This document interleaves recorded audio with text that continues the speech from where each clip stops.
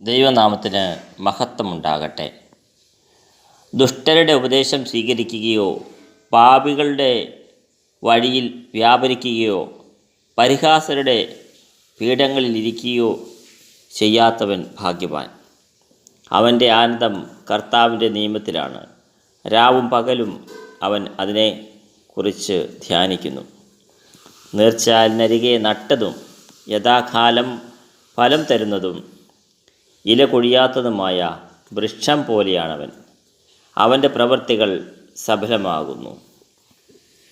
പ്രിയമുള്ളവരെ, കർത്താവായ ദൈവത്തിൻ്റെ നിയമം ധ്യാനിക്കുകയും അവിടുത്തെ നിയമങ്ങളിൽ ആനന്ദം കണ്ടെത്തുകയും പാപികളുടെ വഴികൾ സ്വീകരിക്കുകയോ ദുഷ്ടരുടെ ഉപദേശങ്ങൾ കേൾക്കുകയോ മറ്റുള്ളവരെ പരിഹസിക്കുകയോ ചെയ്യാതെ ദൈവത്തിൻ്റെ നീതിയും സത്യവും പാലിച്ചു പോരുന്നവർക്ക് ദൈവം നീർച്ചാലിനരികെ നട്ട വൃക്ഷം പോലെ ഫലം തരികയും ആ വ്യക്തികളുടെ ഓരോ പ്രയത്നവും ഫലമണിയാൻ ദൈവം ഇടവരുത്തുകയും ചെയ്യും.